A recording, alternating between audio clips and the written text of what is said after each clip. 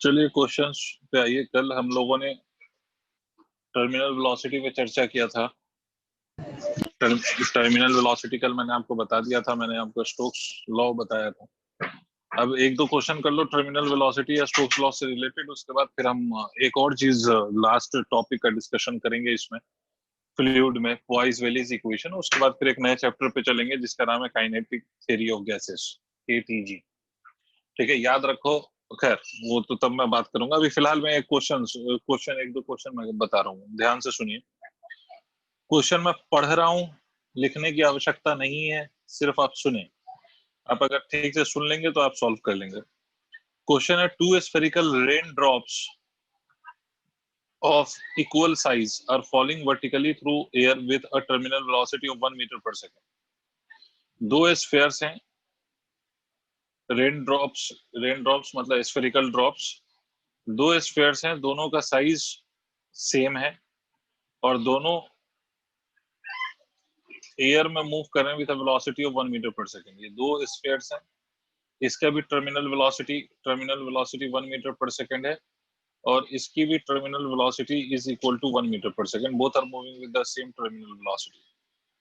Question है, what would be the terminal speed if these two drops were to collide to form a large spherical drop.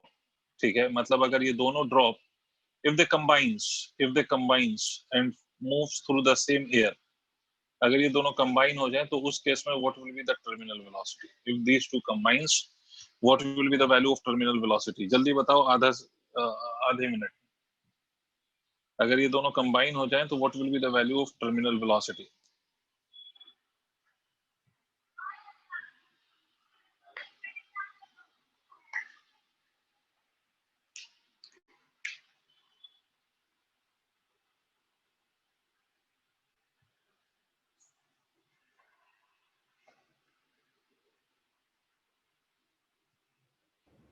Sir 4 meter per second. Velocity will become 1.587 meter per second, या फिर इसको ऐसे कह सकते हो कि 2 to the power 2/3, 4 की power 1/3, हाँ कह सकते हो 4 की पावर 1/3 या 2 की पावर 2/3। हाँ भाई वजाद भाई, सेम है।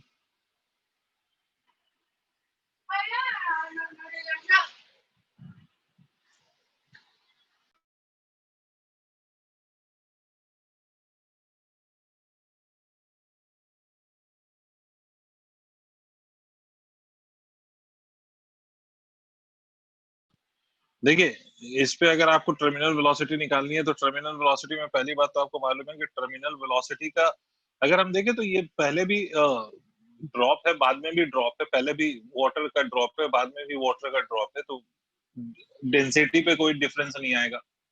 पहले भी एयर में था, बाद में भी एयर में है, तो लिक्विड की भी डेंसिटी वही रही, ड्रॉप की भी डेंसिटी वही रही, जी की वैल्यू वही रहेगी। ठीक है, कोफिशिएंट ऑफ विस्कोसिटी की वैल्यू वही रहेगी। सिर्फ और सिर्फ यहाँ पर चेंज क्या होगा, जब ये सिंगल ड्रॉप्स हैं तो रेडियस अलग है, जब ये कंबाइन कर जाएंगे तो इनका जो रेडियस होगा वो चेंज हो जाएगा। इसका मतलब टर्मिनल वेलोसिटी जो यहाँ पर डिपेंड करेगी वो सिर्फ और सिर्फ रेडियस पे डिपेंड करेगी। और रेडियस से कैसे रिलेटेड होती है टर्मिनल वेलोसिटी, तो terminal velocity is related to radius का स्क्वायर। ठीक है साहब, तो हमें कुछ नहीं करना, बस रेडियस का रिलेशन फाइंड कर लेना है। इसका मतलब ये है कि अगर हम पहले केस में टर्मिनल वेलोसिटी कहें अपॉन नया terminal velocity, let's say it is vt dash, तो पहला रेडियस मतलब इनिशियल वैल्यू ऑफ रेडियस, ठीक है, upon final value of radius, इसके स्क्वायर से ये प्रोपोर्शनल होगा। तो बेसिकली क्योंकि बाकी फैक्टर कांस्टेंट रहेंगे तो कांस्टेंट फैक्टर को हमें कंसीडर करने की आवश्यकता नहीं है। अब दूसरी बात, what will be the new radius when they form a single drop. तो अपन कह सकते हैं कि मान लो initial radius was small r, तो मैं ये कह सकता हूँ 4/3 पाई into a small r का cube multiplied by 2 because there are two drops, they combines to form a single drop। तो ये हो जाएगा 4/3 पाई r क्यूब, ये आ जाएगा सिंगल ड्रॉप का रेडियस हम मान रहे हैं कैपिटल आर, तो 4/3 पाई इंटू कैपिटल आर का क्यूब, और यहाँ पर ये 2 है तो ये 4/3 पाई कैंसल्स आउट, तो r will be equal to 2 to the power 2/3। r की जो वैल्यू है 2⁻⁴, ठीक है, मल्टीप्लाइड बाय r हो जाएगा, capital R in terms of small r।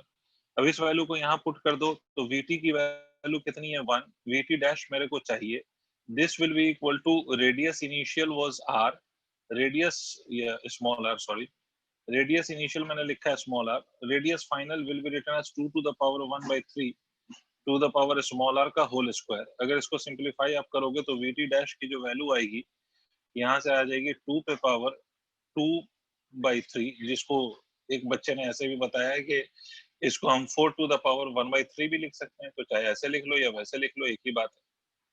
हो गया भाई, लिख लिया सर।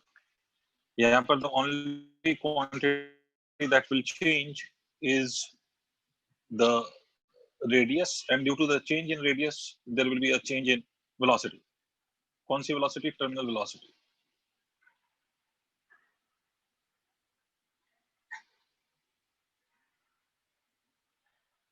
ठीक है, इरेज कर रहा हूं मैं, एक और क्वेश्चन पे आते हैं related to the same terminal velocity.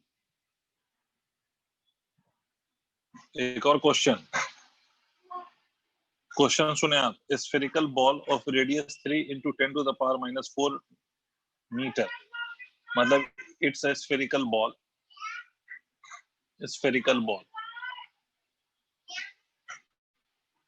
इसका जो रेडियस है that is equal to 3 into 10⁻⁻⁴ metre, और आपसे कहता है density of this spherical ball which is rho is given as 10⁻⁴ kg per metre cube.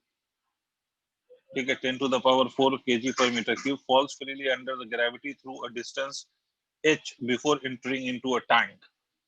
मतलब बेसिकली आपसे क्या कह रहा है, ये कहाँ से ड्रॉप किया गया है, from a height of h, और यहाँ से ड्रॉप होने के बाद ये कहाँ इंटर करेगा, इनटू अ टैंक। ठीक है, if after entering the water tank the velocity of the ball does not change, find h। मतलब ये वाटर टैंक है,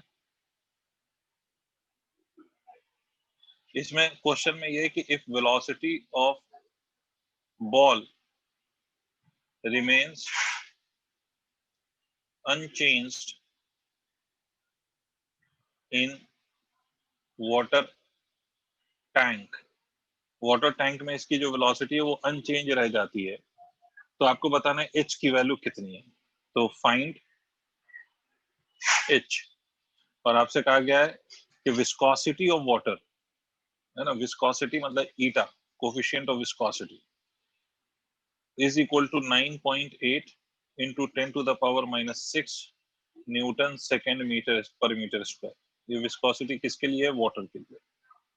करो भाई सवाल, अगर फिर से समझना चाहते हो तो सवाल ये है बेटा कि एक स्फेरिकल बॉडी है, ये स्फेरिकल बॉल है which has been dropped from a height h, and after being dropped from a height h it enters into a water tank, and when it enters into a water tank इसकी velocity में कोई change नहीं आता है।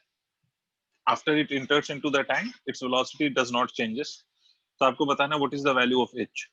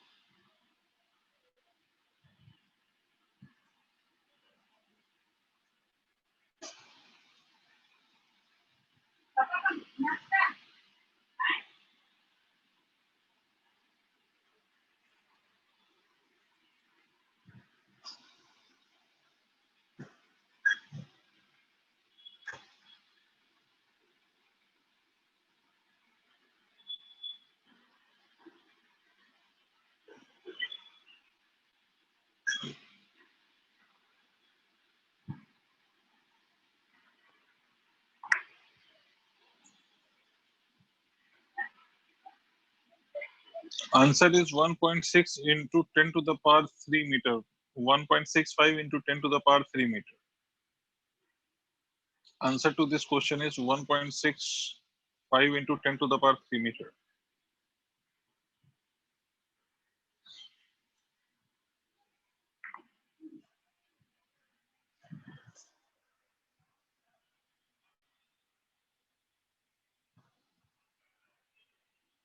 देखिए पहली बात तो ये है कि जब ये टैंक में इंटर करेगा और इंटर करने के बाद इसकी वेलोसिटी चेंज नहीं हो रही है, this means that it has acquired a velocity equal to the terminal velocity when it enters into the tank.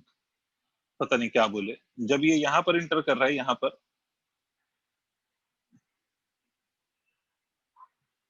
ठीक है, यहाँ पर जब आप इंटर कर रही है तो इसके बाद इसकी वेलोसिटी में कोई चेंज नहीं हुई।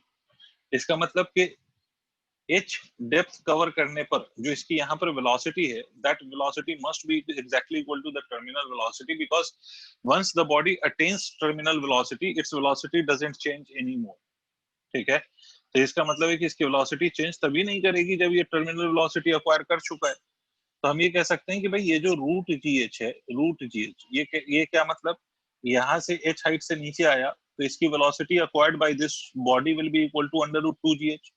This must be equal to 2/9 rho minus of sigma, sigma minus of rho, जिसको आपने जो माना हो, divided multiplied by g divided by eta. तो अगर हम ध्यान से देखें तो भाई यहाँ पर जो चीजें हैं, यहाँ पर जो वैल्यूज है वो हमें वैल्यूज गिवन है।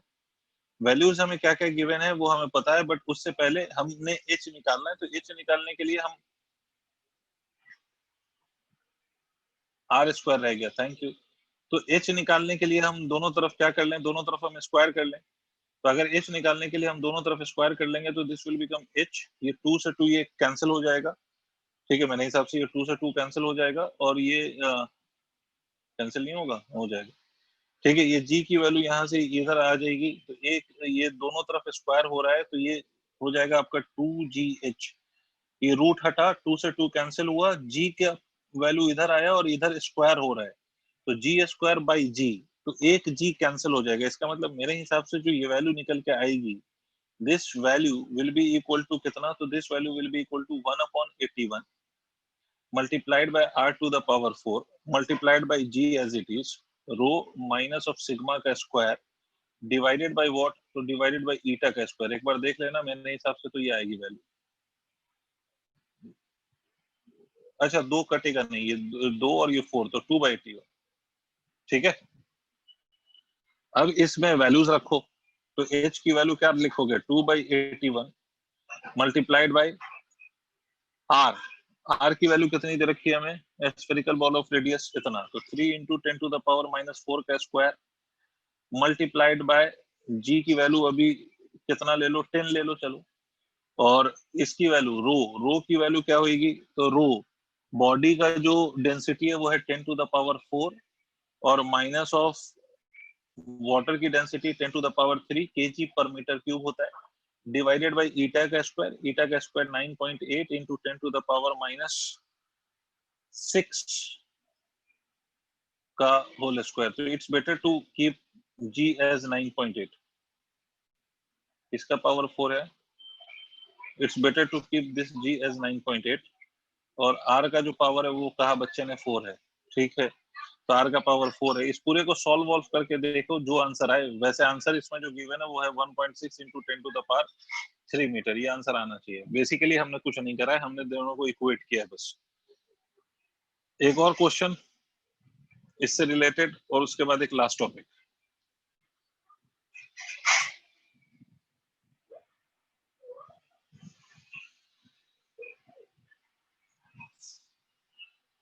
इरेज कर दूं,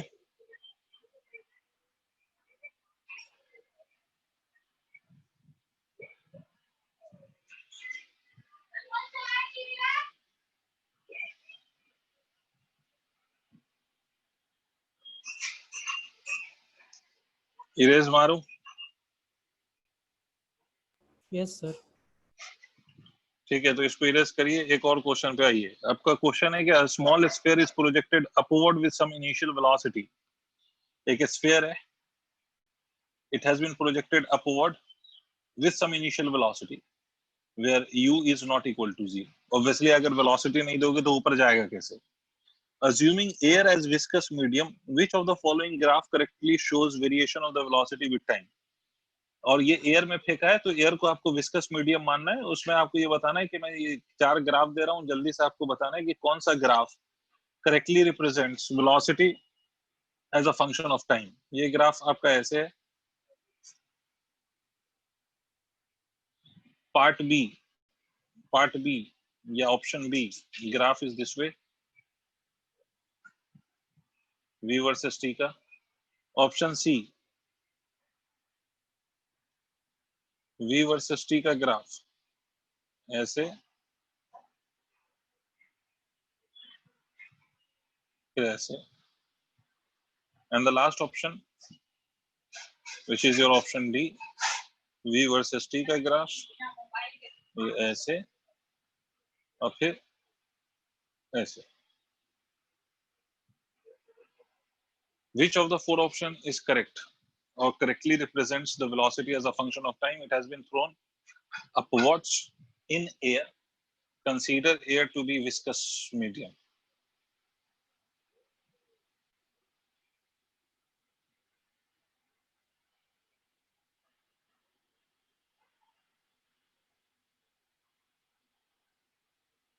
हाँ भाई, बालक कह रहा है, वजाहत कह रहा है ऑप्शन सी, शाकिर कह रहे हैं ऑप्शन सी, और कोई मोटू कह रहा है ऑप्शन डी। सी और डी, ये 2 ऑप्शंस आए मेरे पास, और कोई? उस्मान ने भी सी कह दिया। जो लोग सी बता रहे हैं वो मुझे बता सकते हैं कि सी क्यों?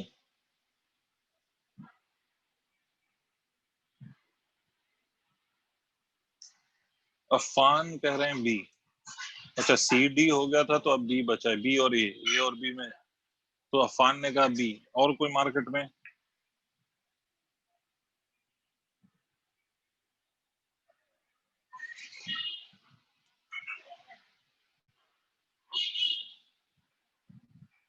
अच्छा सर, मैं ही हूँ बच्चा? अच्छा, वैसे इसमें 13 बच्चे दिखा रहे हैं। एनीवेज, कुछ लोग नो कमेंट्स में भी रहते हैं। एनीवेज भाई, ऑप्शन में अगर ध्यान से देखो, जो जिन लोगों ने सी का है, सी पे बात करते हैं। सी आपने ऐसे कहा होगा कि भाई जब हमने फेंका है तो initial velocity is non zero, तो ये वाला पार्ट आपने यहाँ से यहाँ तक बिल्कुल सही सोचा कि भाई नॉन जीरो है, तो ठीक है भाई ऐसा होगा। अच्छा, जब आपने ये भी सोचा होगा कि अब ऊपर पहुंच गया, इसकी final velocity will become zero, जब ये नीचे आएगा, तो जब ये नीचे आएगा तो इसकी वेलोसिटी क्या करेगी? इसकी वेलोसिटी इंक्रीज करेगी, है ना? तो आपने ये बोला होगा कि भाई इसकी वेलोसिटी इंक्रीज करेगी, तो इसकी वेलोसिटी अगर इंक्रीज करेगी तो इंक्रीज का मतलब ये होगा। बट सोच के अगर बॉडी ऊपर से नीचे आ रही है तो I am talking about velocity.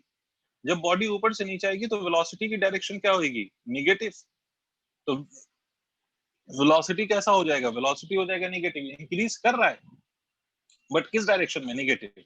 पहली बात समझो।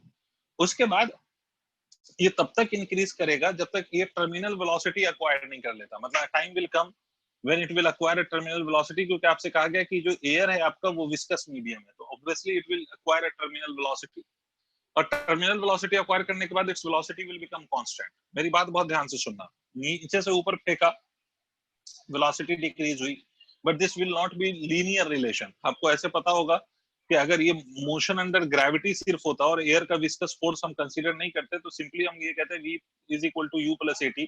तो v और t का जो रिलेशन होता है वो लीनियर होता है और ग्राफ स्ट्रेट लाइन आता है। But because we are considering the viscous force, तो हमें एक बात पता है कि विस्कस फोर्स अगर हम कंसीडर कर लें तो जो हमारा v और t का रिलेशन आएगा that will not be a straight line. ठीक है, v और t का जो रिलेशन आएगा वो स्ट्रेट लाइन तो नहीं होगा। ठीक है, क्यों?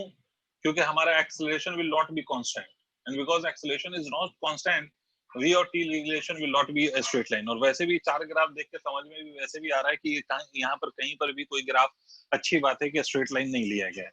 बट द पॉइंट इज कि जब नीचे से ऊपर फेंका तो वेलोसिटी डिक्रीज होते होते जीरो हो जाएगी। जब ऊपर से नीचे आ रहा है तो वेलोसिटी की डायरेक्शन निगेटिव है, पहले इंक्रीज करेगी and then it will become constant after it reaches to terminal velocity। इस ग्राफ में बस एक कमी है कि ये वाला जो वेलोसिटी यहाँ तक का तो पोर्शन सही है, बट इसके बाद जो इसमें दिखाया गया दैट इज कि velocity is increasing in the positive side, ये वाला पार्ट गलत है, ये वाला पार्ट। समझ में आई बात? ये वाला तो वैसे ही गलत है, क्योंकि यहाँ पर इंक्रीज, यहाँ से इंक्रीज करता हुआ दिखा रहा है, ऊपर फेंकेंगे तो वेलोसिटी इंक्रीज थोड़ी ना करेगी, पहले ये इंक्रीज करता हुआ दिखा रहा है, उसके बाद डिक्रीज दिखा रहा है, तो ये तो वैसे ही गलत है। इस वाले को अगर देखो तो ये भी इंक्रीज करता हुआ दिखा रहा है,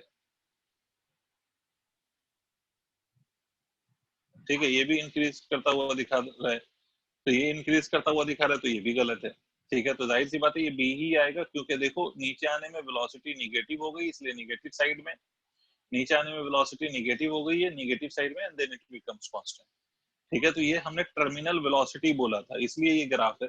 अब एक बच्चा कह रहा है कि सर ये अगर, अफान भाई कह रहे हैं कि अगर ये सी स्पीड टाइम में सही हो जाएगा, हाँ बिल्कुल हो जाएगा, बट प्रोवाइडेड कि स्पीड टाइम की बात करें।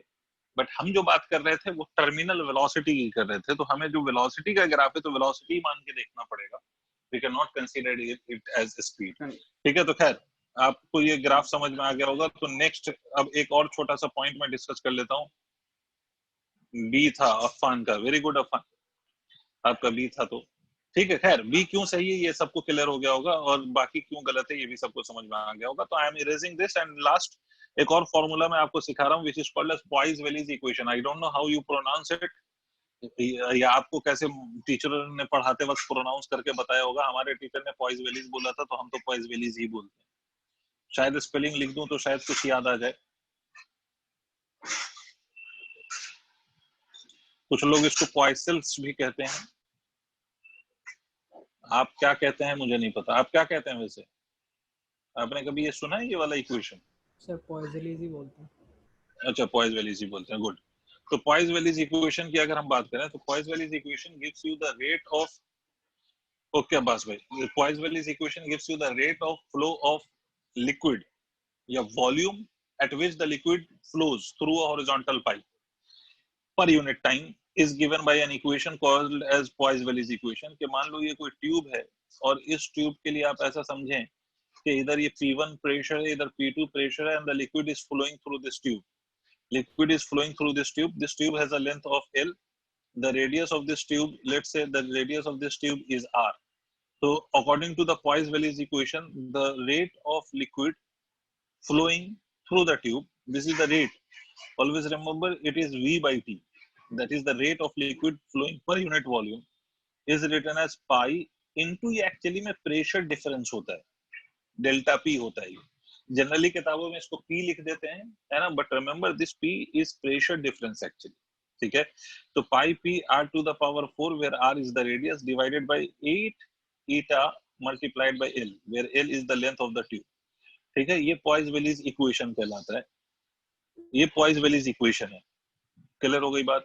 अगर इसमें बहुत ध्यान से आप कुछ कुछ चीजों को देखें तो ये जो इक्वेशन है ये कुछ कुछ करंट जैसी इक्वेशन टाइप की कोई चीज दिखाई दे रही है। अगर आप इस इक्वेशन को ध्यान से देखें तो ये थोड़ा सा करंट करंट जैसा फील दे रहा है। करंट कौन सा वाला है? इलेक्ट्रिक करंट, ठीक है। इलेक्ट्रिक करंट में क्या होता था? Rate of flow of charge इसको, शाकिर भाई, rate of flow of charge I is equal to Q by T, और I is equal to Q by T अगर आपको याद हो तो डेल्टा V बाई आर होता है। यहाँ पर ये जो फ्लो है this is the rate of flow of liquid या rate of flow of volume of the liquid through horizontal pipe. मतलब it is also representing a rate of flow, जैसे q by t is represents a rate of flow of charge and it is called as electric current. तो इसी तरह से ये भी rate of flow को represent कर रहा है।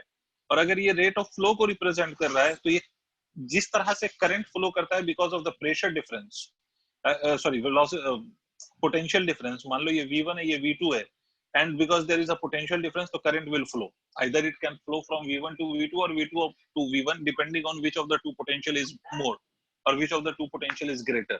तो ये इधर से इधर फ्लो कर सकता है, ये इधर से इधर फ्लो कर सकता है, दोनों में से किसी भी डायरेक्शन में कर सकता है। तो similarly liquid flows because of the pressure difference, और लिक्विड अगर प्रेशर डिफरेंस के कारण फ्लो करता है तो हम ये कह सकते हैं कि इसी इक्वेशन को let t is equal to 1 second मान लो, हम t को 1 सेकेंड मान लेते हैं आसानी के लिए कि बार बार हमें t ना लिखना पड़े। तो this rate of flow of liquid can even be written as delta p divided by इसको हम ऐसे लिख सकते हैं 8 eta l upon pi R to the power 4, ऐसा लिख सकते हैं। अगर मैं इसको कंपेयर करूं स्टैंडर्ड इक्वेशन ऑफ करंट के साथ, तो current is written as delta V, where delta V is potential difference divided by resistance. इसका मतलब इसको मैं रेजिस्टेंस की तरह ट्रीट कर सकता हूं। ये जो 8 eta L upon pi R to the power 4 है, this can be treated as a resistance. इसको हम लिक्विड रेजिस्टेंस का नाम दे सकते हैं। इसको हम कह सकते हैं 8 eta L divided by pi R to the power 4। This can be considered as a liquid resistance. इस R को हम लिक्विड रेजिस्टेंस कह सकते हैं। आई बात समझ में? कुछ कुछ हजम हो रहा है। अच्छा, ऐसा सेम एनालॉजी आपने इसी तरह का आपने एक और जगह देखा होगा जिसका नाम है थर्मोडायनेमिक्स। थर्मोडायनेमिक्स से पहले आपको एक चैप्टर मिला होगा thermal conduction. Heat and thermodynamics में थर्मल कंडक्शन मिला होगा, जिसमें रॉड के एक एंड से दूसरे एंड पे हीट फ्लो करती है, और उसकी भी एनालॉजी हम इसी तरह से लिखते हैं। Yes sir. ठीक है, इसको नोट करो। इसका और एप्लीकेशन समझाता हूँ। सर ये formula rho L by A जैसा है। हाँ, of course rho L by A जैसा ही है। ठीक है, बिकॉज पाई आर स्क्वायर और ईटा एल है ना, इसको कुछ हद तक हम एरिया की तरह ट्रीट कर सकते हैं। अगर ये आर टू द पावर 4 को pi r square into r square लिख दें तो ये कुछ कुछ वैसा ही है। तो पहले आप इसको नोट कर लें, मैं इसके एक दो एप्लीकेशन समझाता हूँ जल्दी जल्दी।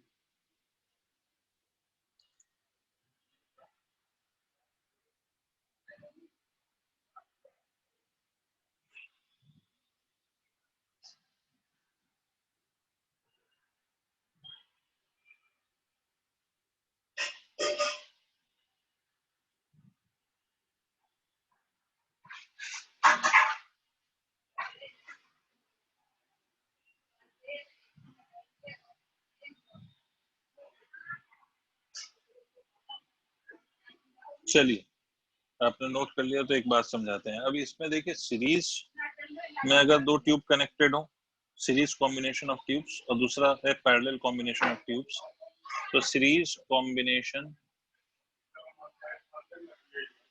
ऑफ ट्यूब्स, अगर मैं सीरीज कॉम्बिनेशन ऑफ ट्यूब्स की बात करूं कि अगर दो ट्यूब ले लिया और उसको सीरीज में हमने कंबाइन कर दिया, तो दो ट्यूब को अगर सीरीज में कंबाइन कर देंगे, मान लो ये एक ट्यूब है इस प्रकार से, दूसरी ये ट्यूब है इस प्रकार से। ठीक है, इसकी लेंथ L1 है, इसकी लेंथ L2 है। तो इस केस में अगर आप मान लें कि दो ट्यूब्स हैं, तो एक बात तो क्लियर है सर कि जो नेट वॉल्यूम होगा, अगर if I want to replace the whole tube by a single tube, ठीक है, अगर मैं दो ट्यूब को एक सिंगल ट्यूब से रिप्लेस करना चाहता हूँ, if I want to replace the two tube by a single tube, भाई सीरीज कॉम्बिनेशन ऑफ रेजिस्टर हो या कैपेसिटर, उसमें भी तो यही करते थे आप कि दो को एक से रिप्लेस करते थे, इक्विवेलेंट कैपेसिटेंस या इक्विवेलेंट रेजिस्टेंस निकालते थे। मान लो मैं आपसे कहता हूँ कि इधर से जो लिक्विड फ्लो हो रहा है दैट इज V1, और इधर से जो लिक्विड फ्लो हो रहा है दैट इज V2, तो I can claim that the net flow, ये याद रखो, पर यूनिट टाइम हम फ्लो ले रहे हैं। तो फिर आप नीचे टाइम क्यों नहीं लिख रहे हो? पर यूनिट टाइम में टी की वैल्यू में 1 सेकंड ले रहा हूँ। मतलब आप ये समझो कि the rate of volume of liquid flowing per second मैं लिख रहा हूँ। तो V will be equal to V1 plus V2। भाई अगर ये दोनों अरेंजमेंट, इससे V1 amount of liquid flow कर रहा है, इससे V2 कर रहा है, तो टोटल लिक्विड कितना फ्लो कर रहा है, तो that will be written as V1 plus of V2। मतलब अगर हम इसको सिंगल ट्यूब से रिप्लेस करें तो this must be equal to V1 plus of V2। This means that V can be written as equal to pi into P1 R1 का square, R1 square था या पावर 4 था, 8 eta L1 plus of pi into P2 R2 to the power 4 divided by 8 eta L2। अच्छा मेरी बात समझो, यहाँ पर ये P1 और P2 क्या है? तो P1 I am taking the pressure difference across this tube. इस ट्यूब के अक्रॉस जो प्रेशर डिफरेंस है I am taking it as P1, और इस ट्यूब के जो अक्रॉस प्रेशर डिफरेंस है उसको मैं P2 लिख रहा हूँ। ठीक है, ये P1 and P2 are the pressure difference across these two tubes. Clear है? इसके अक्रॉस जो प्रेशर डिफरेंस है वो P1 है, और दूसरे वाले के अक्रॉस जो प्रेशर डिफरेंस है वो P2 है। क्लियर हो गई बात? तो अगर इस पूरे को हम एक सिंगल ट्यूब से रिप्लेस करें, इस पूरे को अगर हम सिंगल ट्यूब से रिप्लेस करें, तो इसका जो नेट प्रेशर डिफरेंस होना चाहिए that must be equal to P1 plus of P2। इसका जो नेट प्रेशर डिफरेंस होना चाहिए वो कितना होना चाहिए? That must be equal to P1 plus P2। तुम्हें समझ में आ रहा है मैं क्या बकी जा रहा हूँ?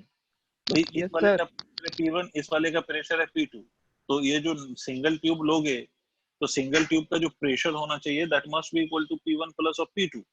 इसका मतलब हम ये कह सकते हैं सर कि हमारा जो P है that must be equal to P1 plus P2, मतलब कि ये प्रेशर डिफरेंस होगा जो हम सिंगल ट्यूब से रिप्लेस कर रहे होंगे, उस सिंगल ट्यूब का जो प्रेशर डिफरेंस होगा that will be written as P1 plus of P2, which will be written as V multiplied by 8. एक मिनट,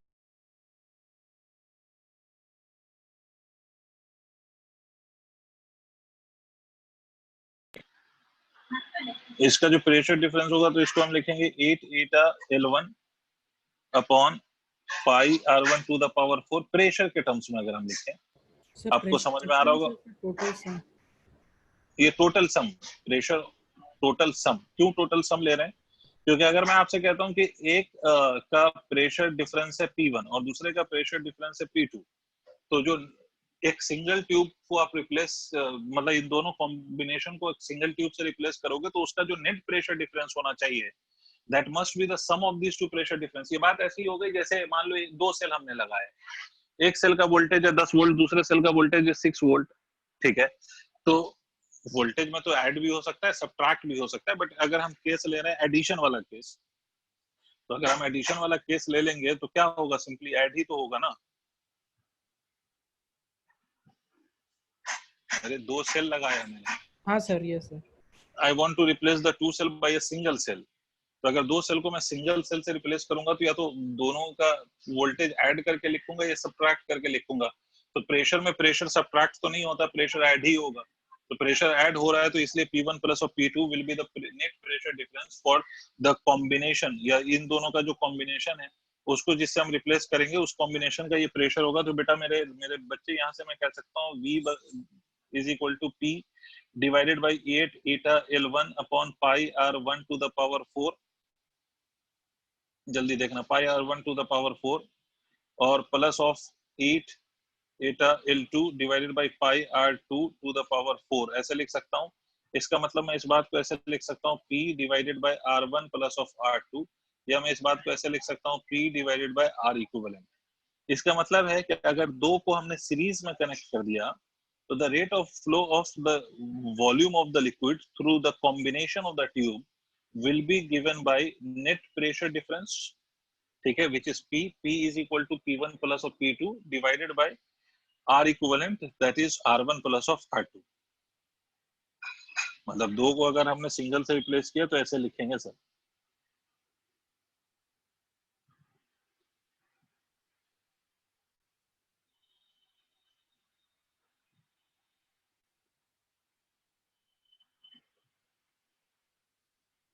हो गया सर?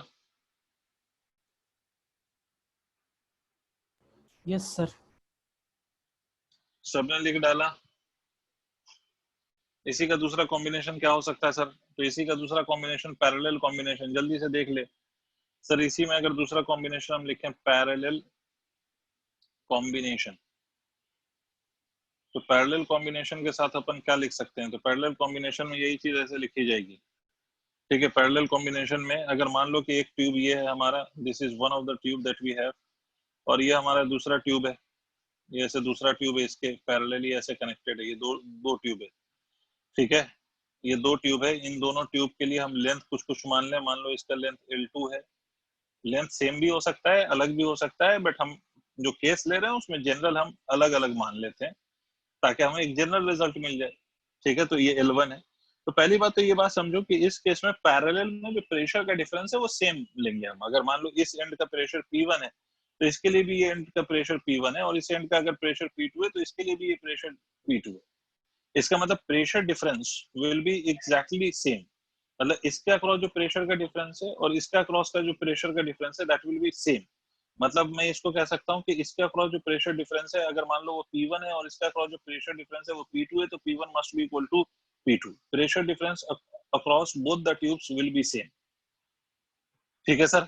प्रेशर डिफरेंस की वैल्यू सेम होगी। यहाँ पर भी नेट वॉल्यूम क्या लिखोगे, V1 प्लस और V2 दोनों का सम। तो this will be written as pi P R1 to the power 4 divided by 8 eta L1, ठीक है, plus of P pi R to the power 4, इसका रेडियस डिवाइडेड बाय व्हाट, तो divided by 8 eta L2, ऐसा लिख सकते हैं, तो इसका मतलब v की वैल्यू अगर हम लिखें तो डायरेक्टली मैं लिख रहा हूँ, p को कॉमन ले लो तो ये ऐसे लिखा जा सकता है 1/r1 + 1/r2 लिख सकते हो।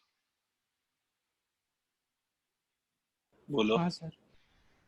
ठीक है, इसका मतलब मैं ये भी कह सकता हूँ कि v is equal to p multiplied by कितना हो जाएगा, ये 1/r1 × 1/r2 can be written as 1/r equivalent. अगर मैं नॉर्मल अपना सीरीज और पैरेलल के हिसाब से सोचूं तो this can be called as 1/r equivalent, where 1/r equivalent is equal to what? तो where 1/r equivalent is equal to 1/r1 plus 1/r2। इसका मतलब, अब ध्यान से सुन लीजिए, इसका मतलब सिंपल सही है कि अगर दो ट्यूब सीरीज में है तो उसको हम लिख सकते हैं P/R equivalent, where P will be the pressure difference, net pressure difference, which will be the sum of the two pressures P1 and P2 divided by equivalent resistance, that is R1 plus of R2।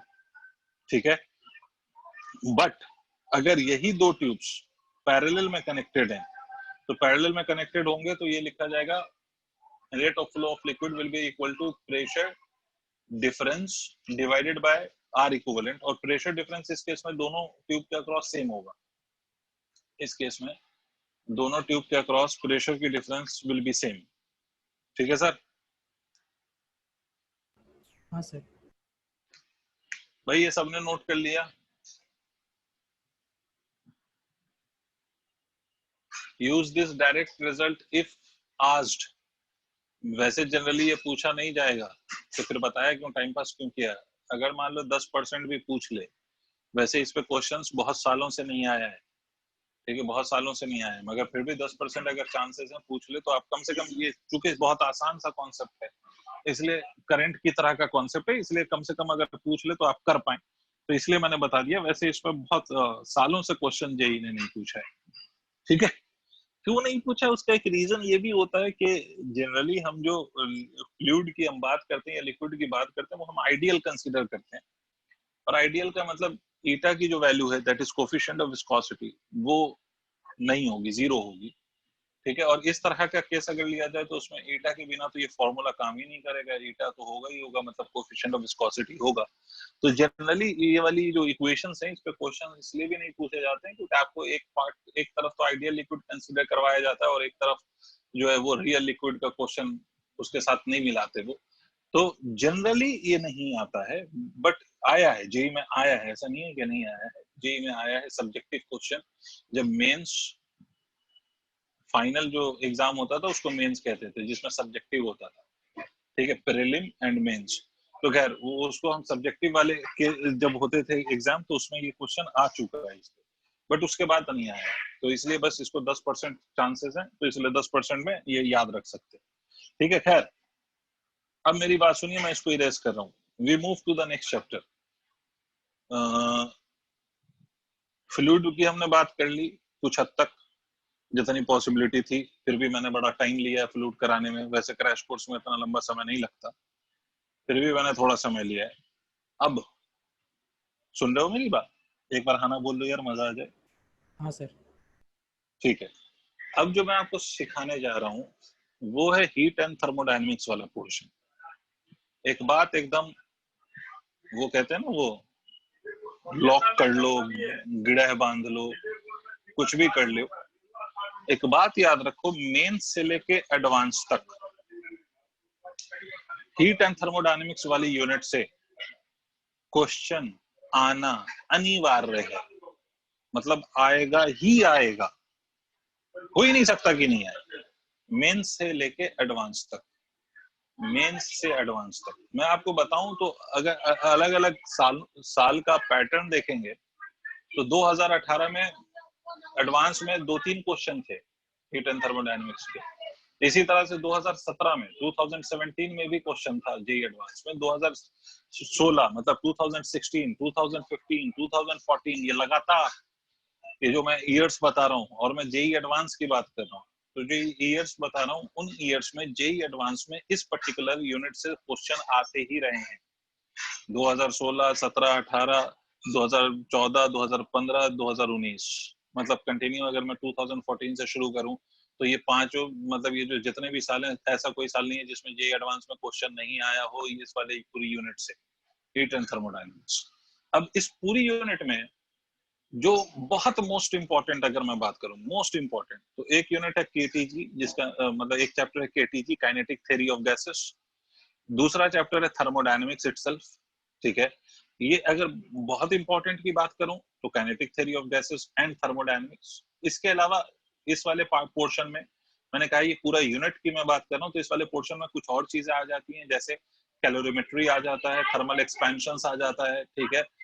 इसी तरह से इसमें दूसरी चीज आ जाती है thermal conduction, convention and radiation. तो ये पोर्शन, इस पोर्शन से भी क्वेश्चन आया है 2016 में। सीधा सीधा अगर मैं आपको बताऊं तो Q is equal to M into C into delta T पे बेस्ड क्वेश्चन आया है 2016 जेई एडवांस में, ठीक है। 2016 जेई एडवांस डायरेक्ट सवाल आया है, Q is equal to M into C into delta T, मतलब कैलोरीमेट्री का। बंद कर दिया यार, कैलोरीमेट्री पे सीधा सीधा सवाल पूछा गया, ठीक है। बट अगर हम प्रीवियस ईयर्स को कंपेयर करते हुए अगर हम देखें कि कौन सा सबसे ज्यादा ऐसा पोर्शन है जिससे सबसे ज्यादा क्वेश्चन आने की संभावना होगी, तो वो है केटीजी एंड थर्मोडायनेमिक्स। वैसे हर पोर्शन से क्वेश्चन पॉसिबली पूछा जा सकता है और पूछा गया है, इनफैक्ट जेई एडवांस में भी। तो इसलिए मैं अपने हिसाब से जो मैं प्रीवियस ईयर्स के क्वेश्चंस देख के जो अंदाजा लगता है उसके हिसाब से मैं पहले आपको केटीजी बताऊंगा, केटीजी सिखाऊंगा, उसमें कुछ चीजें सिखाऊंगा जरूर। उसके बाद मैं थर्मोडायनेमिक्स पे चर्चा करूंगा, ठीक है, थर्मोडायनेमिक्स के पोर्शन पे। अगर उसके बाद वक्त मिला तो थोड़ी सी बात हम स्पेसिफिक हीट वगैरह पे कर लेंगे, उसके आए हुए क्वेश्चंस का डिस्कशन करेंगे, ठीक है। बट ये दो चैप्टर तो बहुत अच्छे से करके जाना आप लोग जेई के लिए। एक है केटीजी और दूसरा है थर्मोडायनेमिक्स। मेरी बात समझ में आ रही है आप लोगों को? केटीजी की अगर मैं बात करूं, काइनेटिक थ्योरी ऑफ गैसेस, तो इसका कुछ पोर्शन और थर्मोडायनेमिक्स का कुछ पोर्शन आप लोग केमिस्ट्री में भी पढ़ते हैं। और केमिस्ट्री, अगर ये सारे बच्चे ऑर्किड के पुराने हैं, अगर, मुझे नहीं पता कि कौन सा बच्चा क्रैश कोर्स कर रहा है या क्या कर रहा है, अगर पुराना बच्चा है, पुराना बच्चा जिसने ऑर्किड में 11 12 पढ़ा हो या 12th पढ़ा हो या 12th में है और पढ़ रहा है, तो आप लोग केमिस्ट्री बहुत बढ़िया टीचर से पढ़ते हैं, इम्बिसात यूनुस साहब से। तो आपने कुछ चीजें तो केटीजी की उसमें भी सीखी होंगी, जैसे रूट मीन स्क्वायर स्पीड है, एवरेज स्पीड है, मोस्ट प्रोबेबल स्पीड है, इस तरह की चीजें आपने उसमें भी सीखा होगा, है ना। इस तरह की चीज यहाँ पर भी रिपीट होगी। बट पहले हम फिजिक्स वाले पार्ट पे आते हैं, उन सब पे आएंगे, वो स्पीड वगैरह, डिफरेंट वैरायटी ऑफ स्पीड्स वगैरह सब पे हम चर्चा करेंगे। बट सबसे पहली चीज, आप सबको मालूम है, मुझसे बेहतर मालूम है, आइडियल गैस क्या होता है, रियल गैस क्या होता है, ये सबको मुझसे बेहतर मालूम है। और आपको ये भी मालूम है कि PV is equal to NRT होता है ना। इसको हम आइडियल गैस इक्वेशन कहते हैं, तो PV is equal to NRT होता है, ये सबको मालूम है।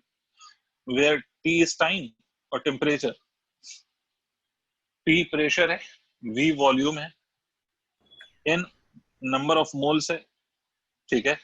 और आपका जो T है दैट स्टैंड्स फॉर टेम्परेचर, और क्या है sir, that stands for temperature. और एक और चीज क्या है हमारी, एक और चीज है यहाँ पर R।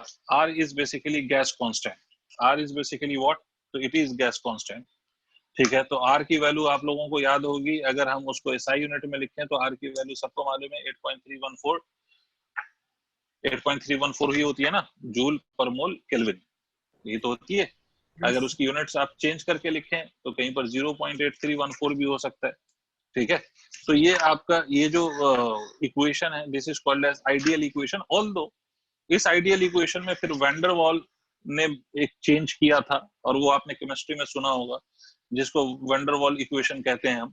तो वैंडर वॉल के कारण भी इसमें चेंज आया है, बट उसकी हम बात नहीं कर रहे हैं, ठीक है। हमें एक बात मालूम है कि PV is equal to NRT होता है। अच्छा, इसी को और भी हम कैसे लिख सकते हैं, तो इस बात को हम ऐसे भी लिख सकते हैं, PV N is the number of moles which can be written as given mass upon molar mass multiplied by R into T. मुझसे बेहतर जानते हो भाई, कहीं पर अगर मैं गलती करूं तो आप इसको बता दीजिएगा। PM is equal to DRT, ठीक है। तो इसको मैं ऐसे भी लिख सकता हूँ, पी और ये वी, तो वी डिवाइडेड बाय मास, तो ये v डिवाइडेड बाय मास कर सकता हूँ, ये RT बाई m कर सकता हूँ, बिल्कुल सही बात। और v by m, m by v होता है डेंसिटी, तो v बाई m होगा 1 अपॉन डेंसिटी, मतलब p by rho is equal to RT by m। ये रिलेशन एक हमें पता चलता है कि p by rho is equal to RT by m, या p is equal to rho RT by m। मतलब pressure at any point in an ideal gas will be given by rho RT divided by m। in terms of temperature and in terms of molar mass. It can be written as rho RT divided by m. Now सिर्फ इस फॉर्मूले पे, सीधा सीधा इस फॉर्मूले पे, सिर्फ इस फॉर्मूले पे मेरा पॉइंट ये है कि सर अगर इस फॉर्मूले पे हम बात कर रहे हैं तो मेरा पॉइंट ये है कि व्हाट विल बी, अब बात सुनना, ये अपने आप में क्वेश्चन है, आपको बताना है कि what will be the pressure as a function of time. ठीक है, pressure due to air as a function of time. Air के कारण pressure as a function of time की वैल्यू क्या होगी? Pressure as a function of time की value, ठीक है, क्या होगी अगर हम नीचे से ऊपर जा रहे हैं, from ground I am going to some height h. Sir please ये वाला रिपीट कर दीजिए एक बार. फिर से मैं रिपीट कर रहा हूं, मैं सॉल्व भी करा दूंगा.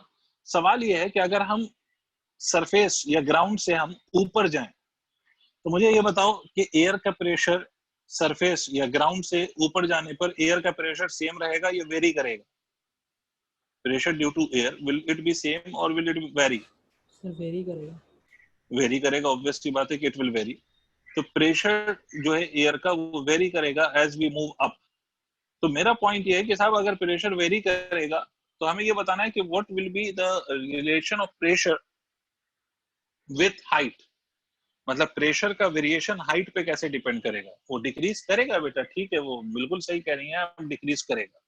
But what will be the relation between the pressure and height? मतलब pressure as a function of height क्या होगा? What will be the relation of pressure and height? अब मैं बहुत ध्यान से समझा रहा हूँ इन चीजों को. ये फॉर्मूला आप लोग नोट कर चुके होंगे या याद आ गया होगा आपको ये फॉर्मूला. अब देखिए मैं इसको इरेज कर रहा हूं सर, और मैं आपको इसमें जो सिखाने लगा हूं वो सुनिएगा. मैंने आपसे बोला कि ये भाई ये ग्राउंड लेवल मान लो, यहाँ पर h की वैल्यू 0 मान लो, मैं ऊपर की तरफ जा रहा हूँ, आई एम गोइंग अपवर्ड्स. ठीक है, तो ये बिल्कुल सही बात है कि pressure will decrease. But what will be the pressure, what will be the relation of pressure with the height? Pressure decrease करेगा हाइट के साथ, बट कैसे, by which relation it will change और इट विल डिक्रीज? तो आप इस बात के लिए आप ऐसे समझें कि मान लें आप कि आप किसी हाइट पे गए, मान लो यहाँ से आप y हाइट पे गए, और इस y हाइट पे आपने एक एयर की एक लेयर कंसीडर कर ली, लेट्स से dy. ठीक है, आपने y हाइट पर जाके लेयर ऑफ एयर कंसीडर कर लिया जिसकी थिकनेस कितनी है, dy. तो एक बात तो पता है कि यहाँ पर अगर हम ऊपर जा रहे हैं तो प्रेशर घटेगा और नीचे आते हैं तो प्रेशर बढ़ेगा. ठीक है, मतलब ये जो यहाँ से प्रेशर लग रहा है इस पर और यहाँ से जो प्रेशर लग रहा है, इन दोनों प्रेशर की अगर मैं बात करूं तो these two pressures will not be same because pressure will vary with the height or with the depth. ये बात तो सबको क्लियर है? ठीक है, बात समझ में आ रही है? तो अगर आप यहाँ पर ध्यान से देखें तो यहाँ से जो ऊपर की तरफ प्रेशर है, वो अगर मैं प्रेशर P कह रहा हूं तो ऊपर से नीचे की तरफ जो प्रेशर है that will be P plus of dP. या उल्टा लिख दिया मैंने? यहाँ पर जो प्रेशर होगा P प्लस dP और यहाँ पर जो प्रेशर होगा P, ये गलत तो नहीं बोला मैंने? Because as you are moving downwards, the pressure is decreasing, ना? Sorry, as you moving upward, pressure is decreasing, ना? सर ये समझ नहीं आया सर. ठीक है, मेरे को एक बात बताओ, अगर मैं यहाँ पर हूँ, ये ग्राउंड है, यहाँ पर हूँ मैं, तो यहाँ पर प्रेशर ज्यादा होगा या ऊपर प्रेशर ज्यादा होगा? At which point? At reference 1 और रेफरेंस 2? किस पॉइंट पे प्रेशर की वैल्यू ज्यादा होगी, 1 पे या 2 पे? 1 पे ज्यादा होगी सर 1 पे, सर ग्राउंड पे. नहीं, नीचे से ऊपर जा रहा हूँ तो ऑब्वियस सी बात है कि 1 पे ज्यादा होगी और 2 पे कम होगी, है ना? ये तो बिल्कुल सही बात. तो इसी तरह से सोचो कि अगर मैं इस एंड पर हूँ, यहाँ पर प्रेशर ज्यादा है, यहाँ पर आऊंगा तो प्रेशर कम होगा, है ना? Yes sir. यस. ठीक है, तो यहाँ पर अगर प्रेशर को मैंने P प्लस dP माना है तो यहाँ पर पहुंचूंगा तो ये प्रेशर उसके कंपैरिजन में कम हो गया. कितना कम हो गया? तो dP से कम हो गया. ठीक है, कितना कम हो गया? Yes, sir. dP से कम हो गया. तो dP से क्यों कम किया? क्योंकि हम बहुत कम ऊपर गए हैं. कितना ऊपर गए हैं? dy हाइट ऊपर गए, तो प्रेशर का जो वेरिएशन है वो भी बहुत स्मॉल होगा and that will be equal to dP. तो एक बात सोच कि इस लेयर को अगर मैं सिर्फ कंसीडर करूं तो इस लेयर पे एक तो मान लो इस लेयर की जो एरिया है, let this area be equal to A. तो एक तो इस पे फोर्स लग रहा होगा because of this pressure in the upward direction, एक फोर्स लग रहा होगा because of this pressure in the downward direction. ठीक है, ये दो प्रेशर्स के कारण फोर्सेस लग रहे होंगे और एक और फोर्स लग रहा होगा which will be the weight of this layer. अगर आपको मेरी बात समझ में आ रही हो तो एक और फोर्स लग रहा होगा which will be the weight of this layer. तो yes, weight of this layer. तो इसका मतलब हम इसको लिख सकते हैं कि P प्लस डीपी नीचे वाला force pressure multiplied by area minus of P multiplied by area. This must be equal to weight, and weight will be written as equal to rho multiplied by volume. Volume is A multiplied by dy multiplied by what? Multiplied by G. ठीक है, because mass into G will be its weight. Mass into G will be its weight. तो A will cancel out. P minus P cancel हो गया तो ये dP आ गया. dP is equal to कितना आ गया? Rho into G into dy.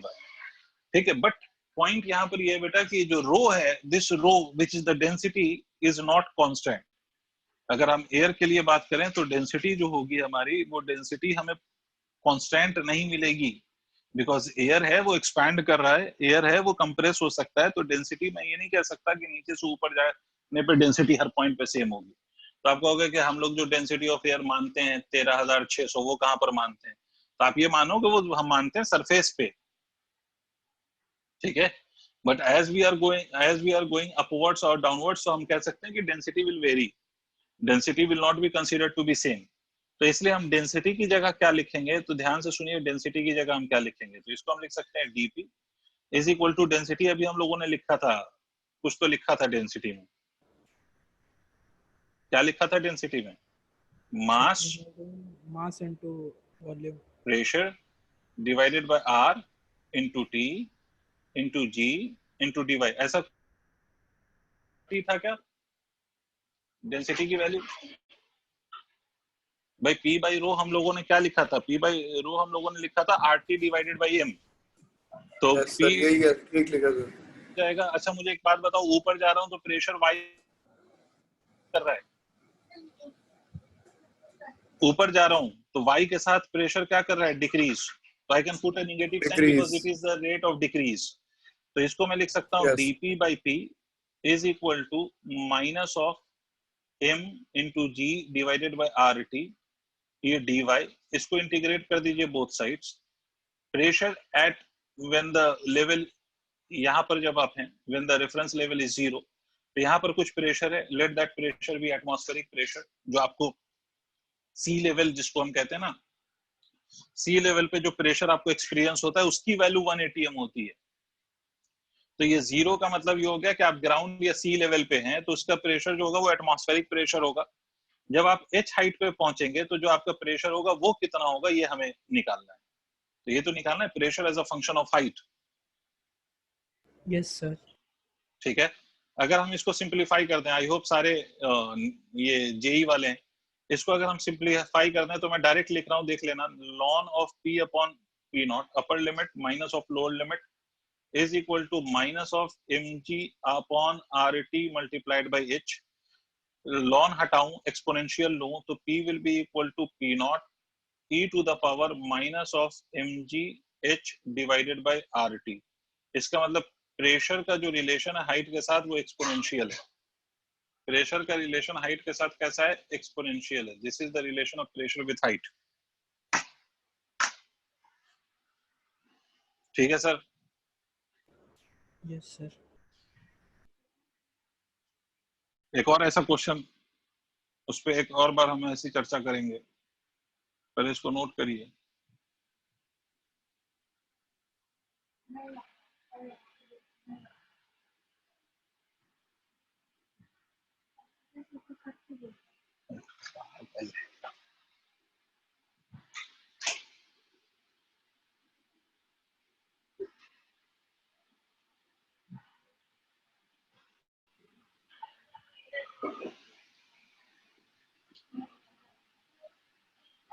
Okay, the next question related to this first one. इसमें किसी को अगर कोई दिक्कत है तो पूछो, क्योंकि नेक्स्ट वाले क्वेश्चन में भी आपको इसी तरह से प्रेशर का वेरिएशन सोचना पड़ेगा। Although the next question will be different from this, but pressure का वेरिएशन ऐसे ही सोचना पड़ेगा। इसमें अगर कोई डाउट है तो बोल सकते हो।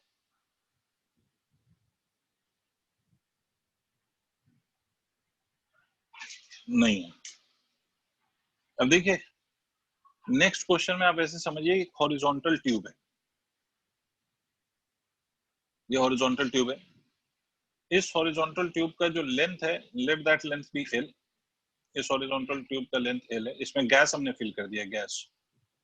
There is some ideal gas inside this tube, ठीक है, गैस इसमें फिल्ड है ना। And this tube is made to rotate about one end, ये आप एक्सिस ऑफ रोटेशन मान सकते हो। And this tube is made to rotate with some angular velocity, with a constant angular velocity of omega. इसके अंदर जो gas है, उस गैस का मॉलिक्यूलर मास m ले लीजिए, इस गैस का मॉलिक्यूलर मास, ठीक है, molecular mass of this gas, it is not the mass, it is molecular mass of the gas is m। तो आपको क्या बताना है, आपको बताना है कि x डिस्टेंस पे, ठीक है, मतलब pressure as a function of x निकालना है आपको। कि अगर मान लो कि मैं आपसे कहता हूं, या तो आप ऐसे मान लो, pressure as a function of x मत निकालो, आप ऐसे मान लो कि अगर मैं एक एंड पे प्रेशर को P1 मान लूं, तो what will be the pressure at the another and. मतलब अगर मैं यहाँ पर प्रेशर को P1 मानता हूं, तो यहाँ पर जो प्रेशर की वैल्यू होगी P2, उसकी वैल्यू कितनी होगी, what will be the pressure at the other and if at one and if the pressure is P1। अगर एक एंड पे प्रेशर हमने P1 मान लिया है, तो दूसरे एंड पे प्रेशर कितना होगा। और इसमें आपको बाकी सारा डेटा गिवन है कि m इज मॉलिक्यूलर मास, ये कोई गैस है जिसका मॉलिक्यूलर मास m है, इसकी लेंथ l है, एक एंड पे P1 है, the whole gas is being rotated with an angular velocity of omega, तो you are supposed to find the pressure, ठीक है। और याद रखो, ऐसे क्वेश्चन जब भी दिए जाएं आपको कि प्रेशर आपको निकालना है as a function of height या as a function of length, तो ऐसे क्वेश्चन में ऑलवेज रिमेंबर अ फैक्ट कि you will take temperature as constant. आपको टेम्परेचर इस तरह के क्वेश्चन में कांस्टेंट लेना है, टेम्परेचर आप कांस्टेंट लेंगे, you will treat temperature as constant.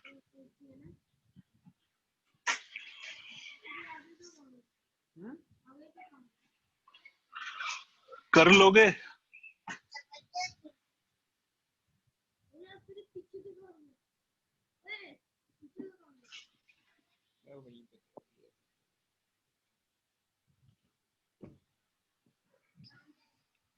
जिंदगी में पहली बार मैंने अपना नोट बनाया, इतने कॉपी भरे मैंने जिंदगी में पहली बार। मैंने 12th तक तो मतलब एक कॉपी में, इतनी मोटी कॉपी में साल निकल जाता था मेरे, पढ़ता ही नहीं था मैं।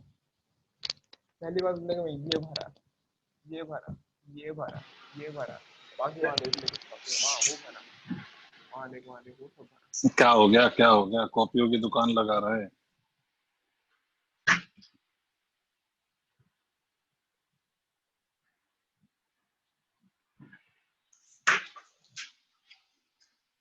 हो गया ये, या मैं बताऊं?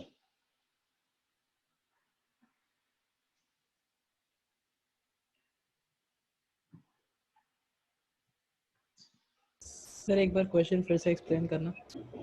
क्वेश्चन ये है कि अ ट्यूब इज फिल्ड, ठीक है जसराज, मैं बता दूंगा। A tube is filled with a gas off molecular mass m, it is made to rotate about an axis passing through one end of the tube, and it is rotating with a constant angular velocity omega.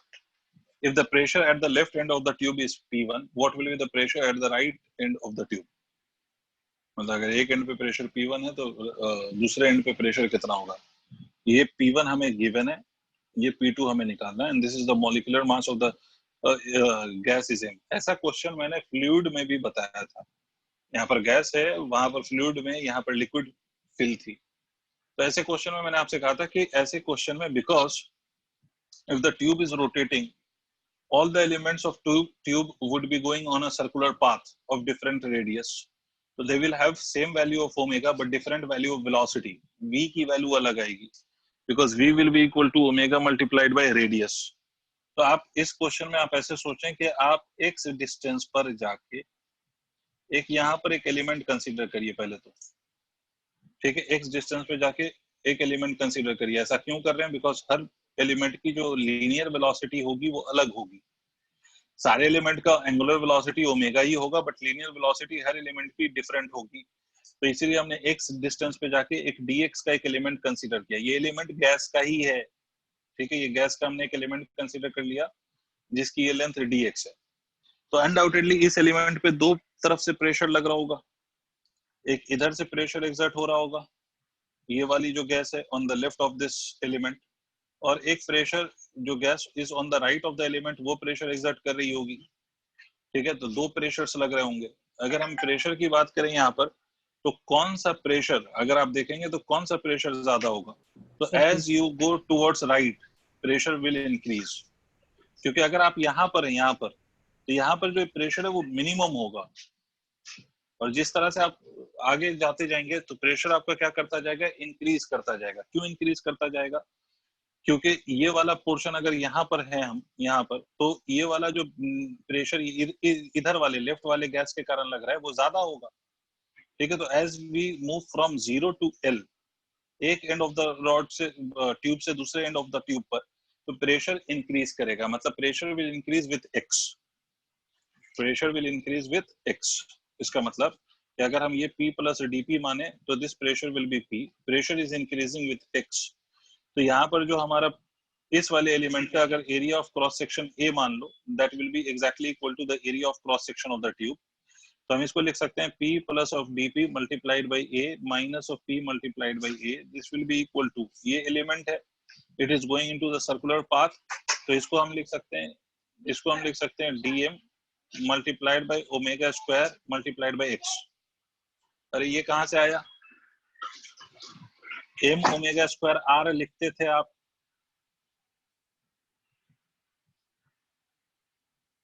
हाँ sir. Yes sir. वही लिखा है sir. ठीक है, ये PA cancel, तो this will become equal to dP dm, इस element का mass, what will be the mass of this element, तो इस एलिमेंट का मास मैं लिख सकता हूँ density multiplied by volume of this element, मतलब A multiplied by dx into omega square multiplied by x। इस और ये A और इधर वाला A विल कैंसिल आउट, ये मैंने A कैंसिल कर दिया है यहाँ, एक मिनट, ये dP मल्टीप्लाइड बाय A, तो ये A से ये A कैंसिल हो जाएगा, तो dP की वैल्यू क्या आएगी, dP की वैल्यू आ जाएगी PM divided by R multiplied by T into omega square x dx। यहाँ तक सर समझ में आ गई बात, यहाँ तक देख लो, बस आगे तो इंटीग्रेशन है।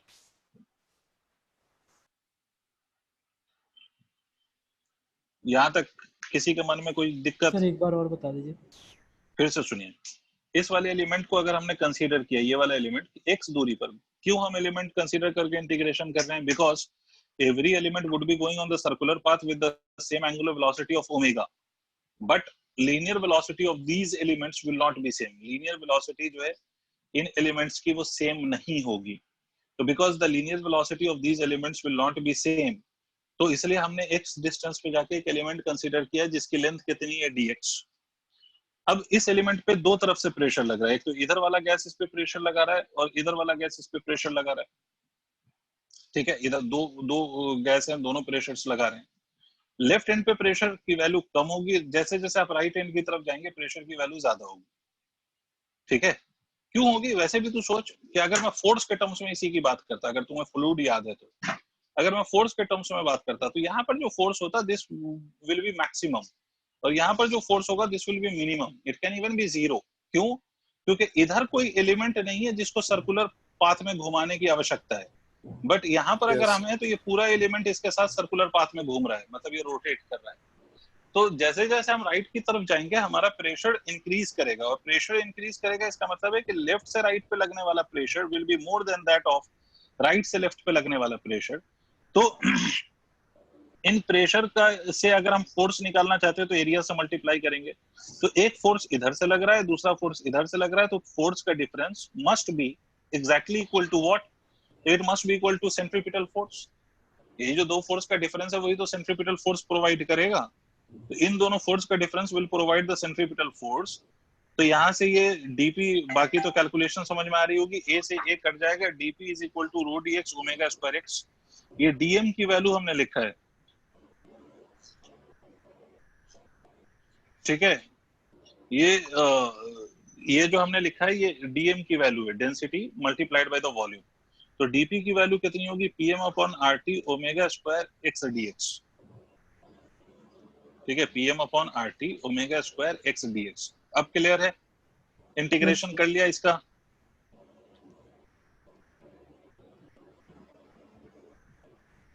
नहीं किया,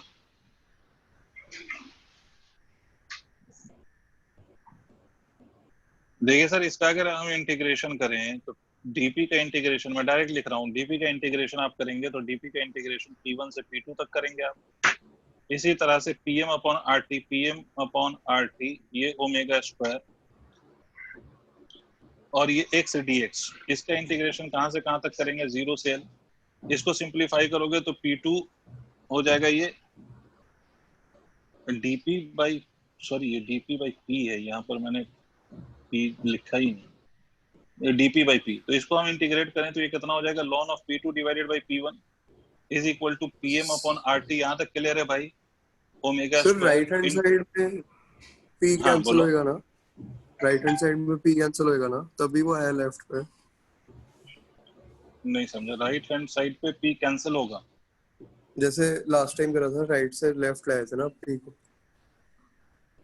हाँ ये जो है ये dp है लेफ्ट साइड पर, राइट साइड पे हमने डेंसिटी की वैल्यू लिखा तो डेंसिटी की वैल्यू pm अपॉन आरटी आएगी सर, ये dp बाई p आएगा ना सर।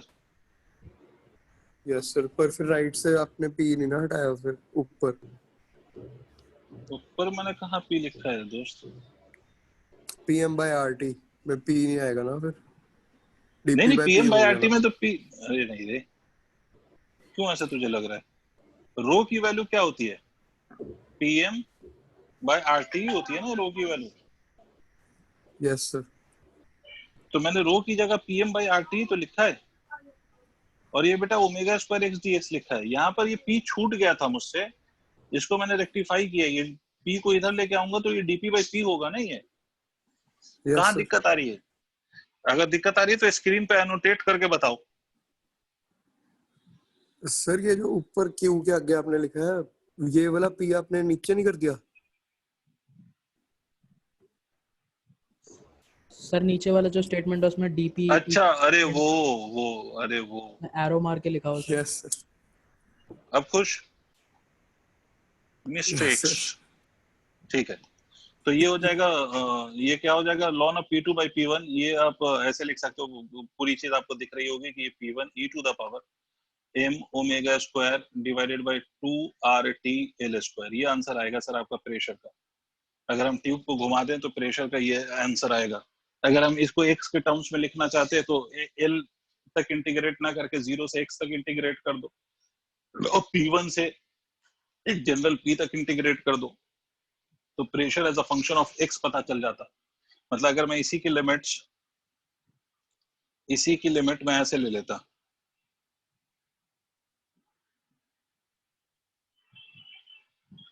अगर मैं इसी की लिमिट ऐसे ले लेता कि भाई dp बाई p, इसको मैं लिमिट ले लेता p से या p1 से या p से कुछ भी कह लो px, और इसको मैं लिख देता m upon RT omega square, और इसकी लिमिट में x dx 0 से l ना लेके 0 से x ले लूं, तो यही as a function of x निकल आएगा प्रेशर। और वो as a function of x pressure की वैल्यू क्या होती, तो ये होती px is equal to p multiplied by e to the power of m into omega square into l square divided by 2RT। ये आता है प्रेशर की value as a function of x।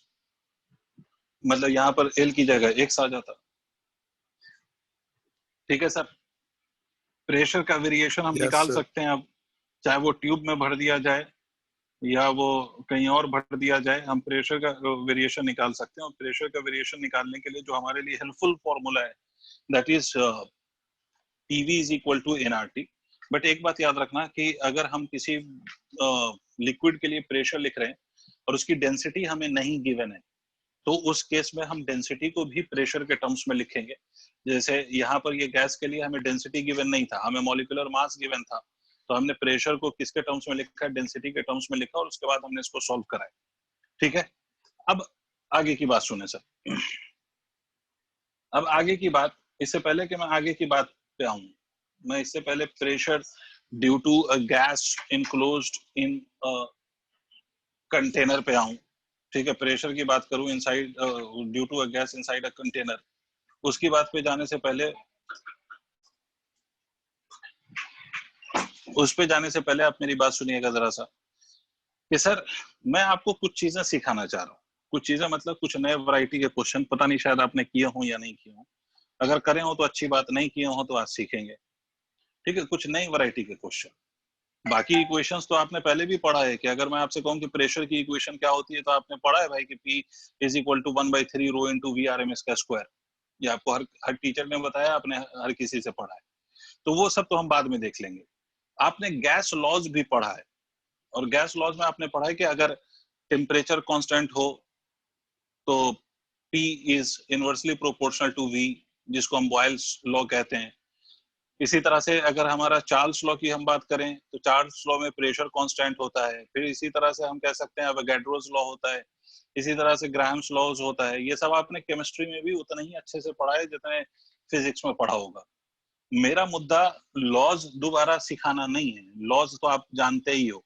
मेरा मुद्दा उस लॉज पे बेस्ड क्वेश्चन सिखाना है। तो मैं कोई लॉ वो इक्वेशन नहीं लिख रहा हूँ यहाँ पर, मैं डायरेक्ट क्वेश्चन पे आ रहा हूँ, ठीक है, कि कैसे क्वेश्चंस आपको डील करने हैं, है ना, कैसे क्वेश्चंस आपने डील करना है।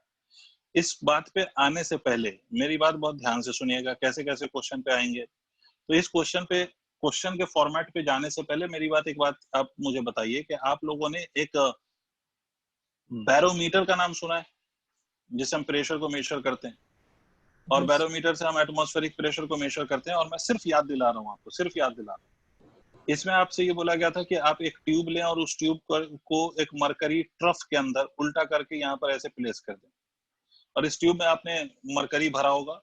ये ट्यूब को ऐसा मरकरी से फिल कर दिया होगा, और बिल्कुल इतना फिल करें कि इसमें एयर कहीं पर भी नहीं हो, वैक्यूम कहीं नहीं हो, मतलब ये पूरा फिल करें। और उसके बाद इसको उल्टी करके इसमें रख दें। आपको उल्टी नहीं करना है, ट्यूब को उल्टी करके इसमें रख दें, ठीक है।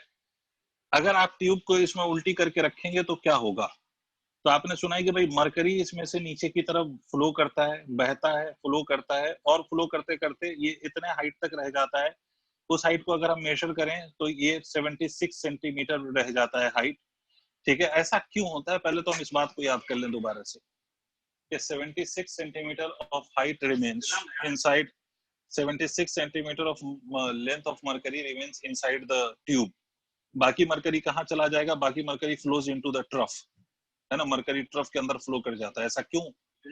The reason to this is कि अगर मैं एक पॉइंट यहाँ पर मान लूं और एक पॉइंट यहाँ पर मान लूं, दीज आर 2 पॉइंट्स, तो अगर मैं 2 पॉइंट्स को अस्यूम कर लूं तो मुझे एक बात पता है कि यहाँ पर का जो प्रेशर है और यहाँ पर का जो प्रेशर है, let me call this as A, let me call this as B, ये प्रेशर ए और ये pressure B has to be same. If this will not be same, liquid will flow until the pressure at this points are same. भाई गलत तो नहीं बोल रहा मैं? इन दोनों No, पॉइंट्स पे sir. प्रेशर की वैल्यू सेम होनी चाहिए, और जब तक ये सेम नहीं होगा तब तक लिक्विड फ्लो करेगा। तो होता ये है कि यस जब आपने इसको उल्टा करके इसमें प्लेस करा तो मरकरी यहाँ से तब तक बाहर की तरफ फ्लो हुआ जब तक ये जो हाइट ऑफ मरकरी का प्रेशर है एट पॉइंट बी, उसकी वैल्यू एग्जैक्टली इस प्रेशर के बराबर नहीं होगी। मतलब pressure due to this height of mercury which is 76 centimetre can be simply said to be equal to the pressure at A. मतलब pressure due to 76 centimeter of mercury, pressure due to 76 centimeter of Hg is equal to the pressure at A. और pressure A पे है क्या, तो A पे जो pressure है that is equal to atmospheric pressure, तो P atmospheric is can be written as equal to pressure due to 76 centimeter of mercury. Pressure due to 76 centimetre of Hg। यही तो कहते हो ना कि जब तक मरकरी इसमें से तब तक बाहर निकलेगा जब तक इसकी हाइट 76 सेंटीमीटर नहीं हो जाए। तो एटमॉस्फेरिक प्रेशर को हम मरकरी के टर्म्स में या मरकरी के हाइट के टर्म्स में 76 सेंटीमीटर कह सकते हैं। 1 atm, इसी को हम कहते हैं 1 atm। 1 atm is equal to 76 centimetre of Hg, ठीक है। या इसी 1 atm को हम पास्कल में कन्वर्ट करके कहते हैं 1 × 10⁵ पास्कल, या एक्चुअल अगर कन्वर्जन में कहूं तो 1.01 × 10⁵ पास्कल होता है, ठीक है। Yes, ये sir. याद आ गया आपको? तो बेसिकली मुझे ये सिर्फ याद दिलाना था, बट मेरा क्वेश्चन क्या है वो क्वेश्चन सुने आप ऐसे समझे। ये जो क्वेश्चन मैं करा रहा हूँ, इस वैरायटी ऑफ क्वेश्चन को पैलेट प्रॉब्लम्स भी कहते हैं। ऐसा क्वेश्चन आपको SC वर्मा में मिल जाएगा, मैं उसी को आपको सिखा रहा हूँ कि कैसे सॉल्व करते हैं। इसको पैलेट प्रॉब्लम्स भी कहते हैं। कुछ भी कहें उससे क्या फर्क पड़ता है, हमें तो क्वेश्चन आना चाहिए। पैलेट प्रॉब्लम आप ऐसे समझें कि ये आपकी एक ट्यूब है, ये आपकी एक ट्यूब है, बात सुन लो भाई, ये एक ट्यूब है ऐसे, और इसमें एक पैलेट है। पैलेट समझते हो? पैलेट समझते हो? पैलेट गन सुना है कभी? No sir. छोटी सी जो गन में जो मेटल बॉल रबर बुलेट्स जिससे फायर करते हैं ना, यस सर। ठीक है। पैलेट का मतलब ये समझो खटका, मतलब ये ऐसा समझो जेली ऑफ मरकरी।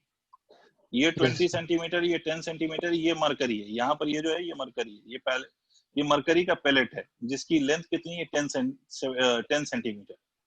क्लियर हो गई बात? ये इनिशियल सिचुएशन है कि इनिशियली ये ट्यूब ऐसे रखी हुई थी। अब आपसे कहता है कि इस ट्यूब को हमने उल्टा कर दिया, इसको इन्वर्ट कर दिया, इस ट्यूब को हमने उल्टा कर दिया, ठीक है। ट्यूब को उल्टा कर दिया मतलब ये ऐसे कर दिया, यही ट्यूब, इसको ऐसे उल्टा कर दिया। तो अगर इस ट्यूब को मैंने उल्टा कर दिया है ऐसे, ठीक है, तो ये मरकरी जो है ये कहीं तो शिफ्ट करेगा, ये नीचे की तरफ शिफ्ट करेगा। अच्छा, मरकरी की लंबाई 10 ही रहेगी, बट ये मरकरी शिफ्ट कर जाएगा, है ना, ये मरकरी शिफ्ट कर जाएगा। ये हम नहीं कह सकते कि मरकरी वहीं का वहीं रहेगा, ये शिफ्ट हो गया। तो आपसे पूछा जाता है इस सवाल में कि भाई मरकरी शिफ्ट कर गया तो ये बताओ कि ये कितना है। और यहाँ पर आपसे बोला गया कि ये जो है ये जो है यहाँ पर इट इज गैस, ठीक है, यहाँ पर कोई गैस नहीं है। इसका मतलब ये जब हम उल्टा करेंगे तो गैस एक्सपैंड हो रहा है, ठीक है। और जब भी ऐसा क्वेश्चन दिया जाए, इसके आगे पीछे कुछ भी नहीं बोला गया, तो आपको तो ये मानना है कि टेम्परेचर कांस्टेंट है। आपको क्या मानना है कि टेम्परेचर क्या है? कांस्टेंट है। Temperature is constant. हाँ, टेम्परेचर कांस्टेंट है, ठीक है भाई। तो ध्यान से सुना, ऐसे प्रॉब्लम्स को हम सॉल्व कैसे करेंगे। पहली बात देख, बहुत ध्यान से सुनना। आवाज जा रही है मेरी? Yes sir. Yes sir. Yes sir, yes sir.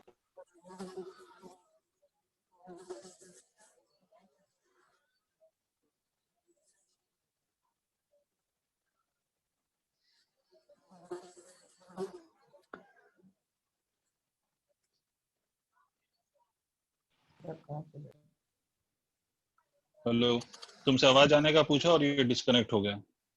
Anyways, तो मुझे फिर से ये सवाल दोहराना पड़ेगा, दोबारा फिर से बनाना पड़ेगा आवाज। अरे क्या हो गया इसको?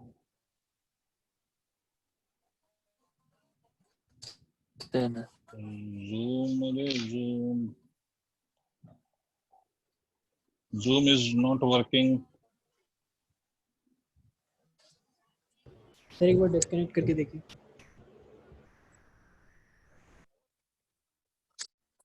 एक मिनट सर।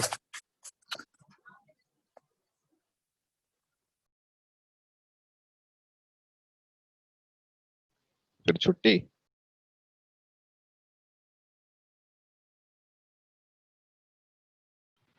नहीं, कोई छुट्टी नहीं।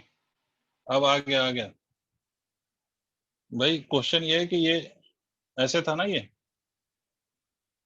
जल्दी बोलना, ऐसे था। यहाँ पर ये यस सर।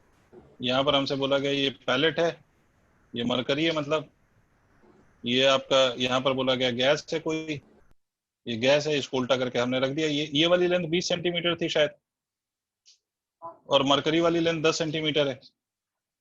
इसको हमने उल्टा करके प्लेस कर दिया ऐसे, ये उल्टा करके हमने प्लेस कर दिया। तो हमसे कहता है कि ये मरकरी का पैलेट मान लो ये नीचे आ गया, ये गैस एक्सपैंड हो गई, तो कितना एक्सपैंड हुई ये लेंथ निकालना है। ये गैस है अपनी। अब मेरी बात ध्यान से सुनो, मैं जो सुना रहा था, मैं आपसे ये बता रहा था, मुझे एक बात बताओ, यहाँ पर प्रेशर कितना होगा? ब्लू डॉट दिखाई दे रहा है आपको? जहां पर ब्लू डॉट दिखाई दे रहा है वहां पर बताओ पी नॉट। बिल्कुल सही बात, यहाँ पर जो प्रेशर होगा वो पी नॉट होगा भाई, अगर नहीं समझ में आया हो तो। It is open to the atmosphere, तो दिस इज पी नॉट, मतलब एटमॉस्फेरिक प्रेशर। यस दीपांशी, इसका मतलब यहाँ पर का जो प्रेशर है it is 76 centimetre of Hg। मैं सब कुछ हाइट के टर्म्स में लूंगा दोनों तरफ कि ये कैंसिल ही हो जाए। तो अगर मैं यहाँ से और नीचे आया तो और 10 सेंटीमीटर, और 10 सेंटीमीटर हमारा क्या मिला हमें? मरकरी। इसका मतलब यहाँ पर आते आते जो प्रेशर होगा, this pressure will be equal to, don't you think it will become 76 plus 10 centimetre, मतलब 86 सेंटीमीटर ऑफ Hg लिख सकता हूं मैं। इसका मतलब initial pressure of gas can be considered as 86 centimetre of mercury. I hope आपको कोई इशू नहीं हुआ हो इसमें। Initial pressure of gas can be written as equal to 86 centimeter of mercury. अब इस पॉइंट पे आते हैं, यहां से देखो फिर से ब्लू डॉट, यहां पर प्रेशर बताओ।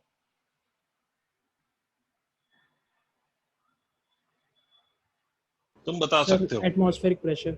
Very good, again it would be atmospheric pressure because नीचे वाला एंड भी ओपन टू द एटमॉस्फेयर है, तो again it is atmospheric pressure, मतलब ये 76 सेंटीमीटर ऑफ Hg है। इस वाले में यहां पर हम पहुंचे हैं, तो ये 10 सेंटीमीटर अब ऐड करेंगे या सब्ट्रैक्ट करेंगे?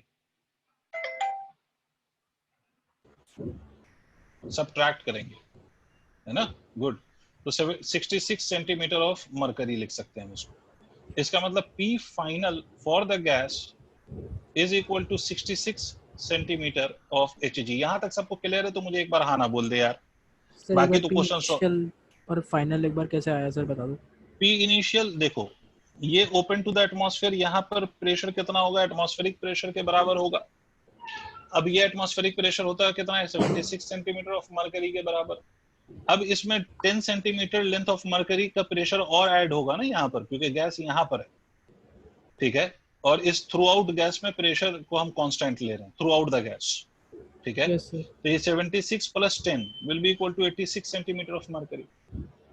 अब ये ट्यूब को उल्टा किया तो यहाँ पर 76 centimetre of mercury as it is है, बट जब हम ये ऊपर जा रहे हैं, ये ऊपर, तो ये 10 सेंटीमीटर ऑफ मरकरी का इसमें जो प्रेशर है वो सब्ट्रैक्ट होगा। क्यों होगा? क्योंकि हम ऊपर जा रहे हैं, तो ऊपर प्रेशर घटेगा ना। हाँ सर। ठीक है, तो ऊपर जा रहे हैं तो प्रेशर विल डिक्रीज। तो ये 76 और ये 10, तो ये कितना आ जाएगा? 66 सेंटीमीटर ऑफ मरकरी। ठीक है, तो ये initial pressure of the gas है, ये final pressure of the gas है। समझ गए आप प्रेशर? हाँ सर। ठीक है, अब एक बात याद रखो, मैंने बोला कि टेम्परेचर इज कांस्टेंट। ऐसे क्वेश्चन में हम हमेशा टेम्परेचर कांस्टेंट मानेंगे। तो अगर हमने टेम्परेचर कांस्टेंट माना तो क्या मैं ऐसे लिख सकता हूँ P initial V initial is equal to P final V final? कौन सा लॉ है ये? कौन सा लॉ है? Boyle's law.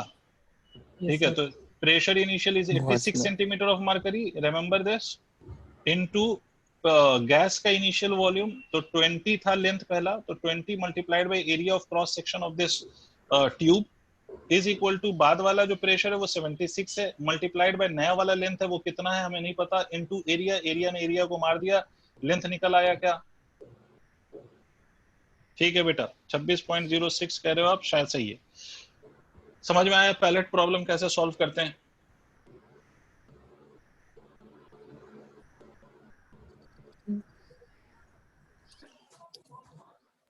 Yes sir. Yes. ठीक है, अगर समझ में आ गया तो ये जो बाकी सन्नाटे हैं जो कनेक्ट नहीं हुए हैं उनको जरा इन्फॉर्म कर दीजिएगा कि इसमें बड़ी कुछ चीजें हैं जो उनको सीखने के लिए हैं, और इसके क्वेश्चंस बड़े इंपॉर्टेंट है। अगर चाहते हैं सीखना तो सीख लें, ठीक है? सर चूजी ना एरिया बने ऑफ कि क्रॉस सेक्शन है ना? हाँ of course, A is area of cross section for what?